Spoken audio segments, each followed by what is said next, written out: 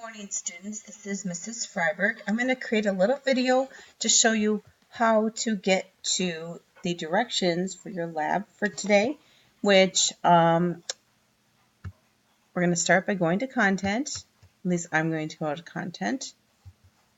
I'm going to scroll down to the lab, which is right here. You guys could maybe do it a little differently. And the very first thing is you're going to go through the lesson just like what you normally do, just like what you normally do in any lesson. Okay? It has a little bit of reading for you to do. There's always lesson resources to be found. So you can go through the student guide. The student guide, when you open it up, isn't going to tell you a whole lot. It's going to tell you your lesson objectives, where you're using a microscope to observe organisms found in samples of pond water or soil. It's going to tell you it's roughly 60 minutes long and what kind of materials you'll need, okay? And then the focus. After you've read about different microscopic organisms, let's see if we can find any. Click using a microscope to begin, okay? So right here, it tells us we have to click on using a microscope. It tells us also that we need a zipper closed bags or jars, microscope slides, the cover slips, microscope, the microscope you got in your kit, so some pond water, an eyedropper, a pipette or a straw, water, and soil. So we don't need all of those. Well, I'll explain that in just a minute. So when we go to the using a microscope PDF that it tells us to click on, it tells us right here, it's time to complete your lab. Save your lab to your computer with the correct unit name and unit number, lesson number, and your name at the end of the file name. So however you want to remember that, as long as you remember where to find it, is fine. When you've finished, use the Dropbox tool to submit your completed lab to your teacher. That's me. Then we have procedures. Procedures are what you need to do. Those are all the directions that you need to do to complete your lab. It says if you have access to a pond, river, or ocean, you can do part A. Nobody here has access to an ocean, so if you have access to a pond or river, you can do part A. If you have access to soil from your yard, a nearby park, a construction site, or from a store, you can do part B. Okay, so you can do either part A or part B. You have the ability to do both, but you don't have to. It tells you right here, if you have access to both, you can do both, but you don't have to. You can choose either part A, which is the ponds or the river water, or part B, which is the soil.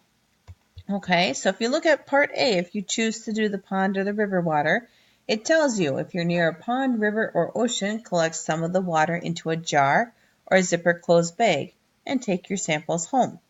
Okay, if we are using soil, if you have access to some soil, either from your yard, a nearby park, a construction site, or from a store, collect some soil in a zipper closed bag and take your samples home.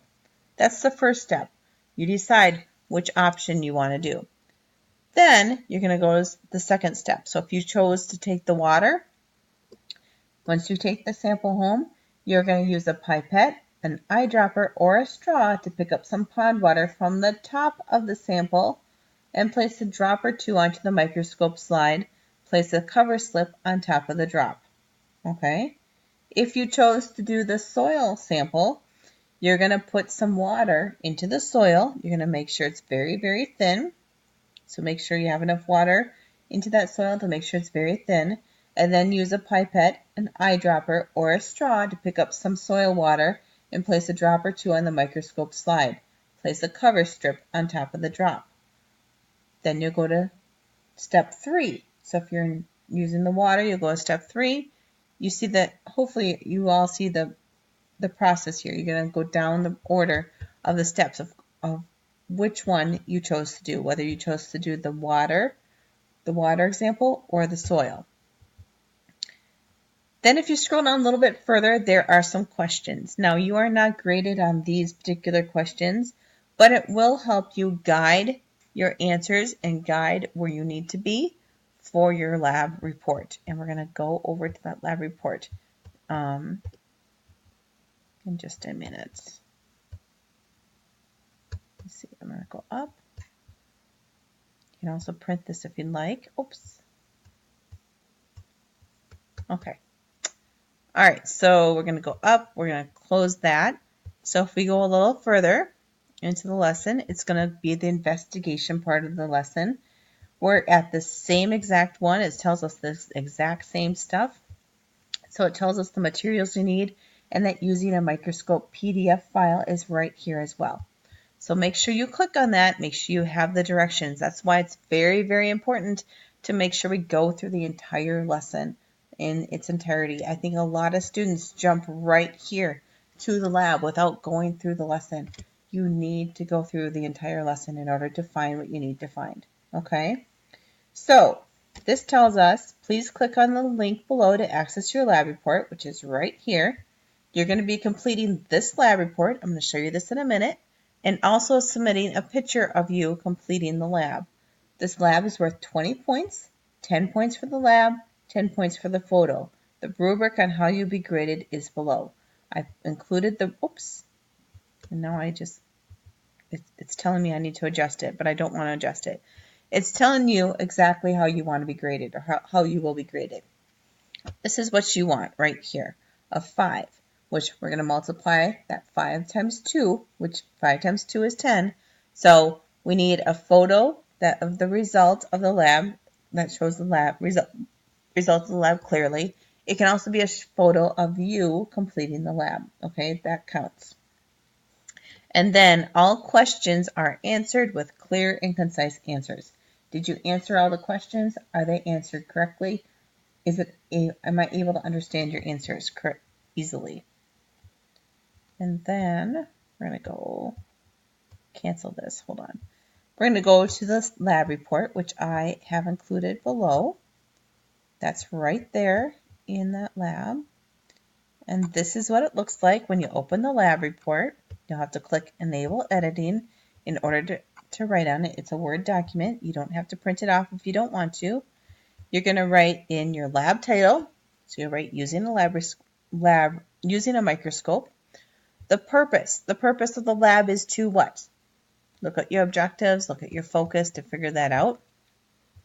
You have to create a hypothesis. That's an educated guess on what you think will happen during the lab. I think if I do something, then something else will happen. You're going to come up with your own hypothesis. 2 observations that you observed during the lab. What are 2 things you observed that happened during the lab? Your analysis, if you were to do the lab again, what is one thing you would do differently? And then your conclusion. Was your hypothesis, this one right here, correct or incorrect, and why or why not?